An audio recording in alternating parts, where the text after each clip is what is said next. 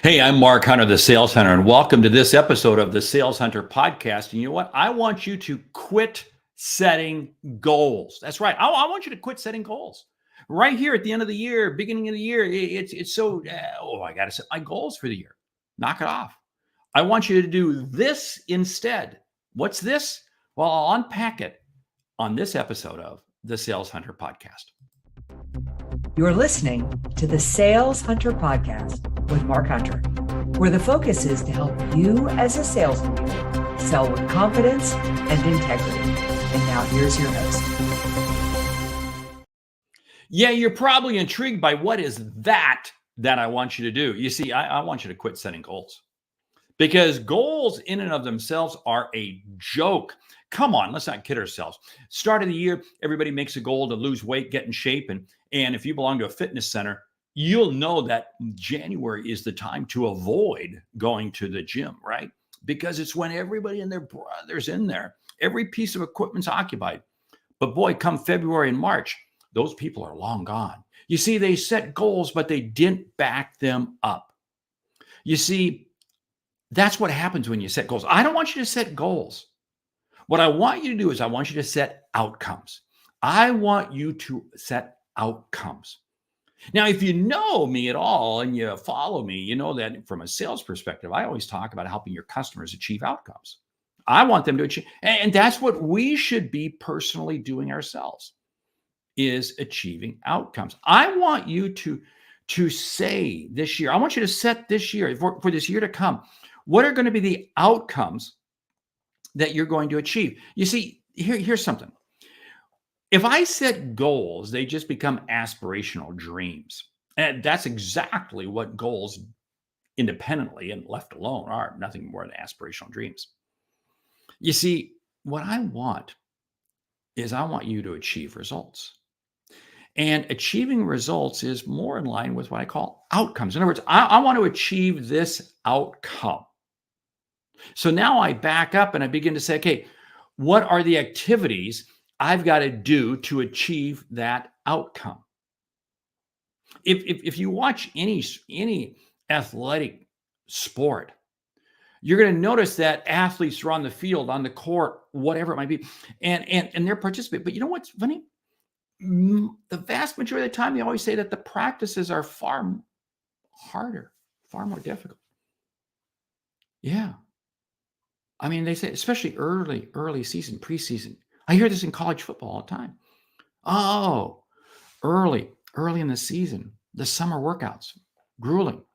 Because what are they doing? They're preparing for an outcome that they intend to achieve later on in the year. So what I want you to do is I want you to take a piece of paper and I want you to strike out the word goals and I want you to write outcomes.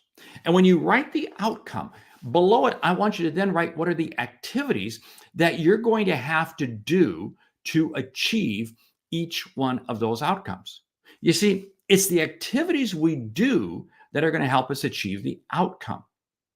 This is why I'm such a big fan of the book Atomic Habits. If you haven't read it, you're probably one of only 3 people in the world that have not read the book Atomic Habits, but I want you to read it because Atomic Habits is focused on this whole piece. It's authored by James Clear.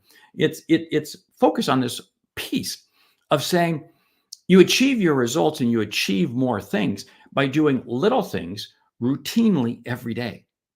Every day. You see, it goes back to that whole thing of working out in the gym. You can't go to the gym 4 or 5 times and expect to be in shape. It just doesn't work. I love running.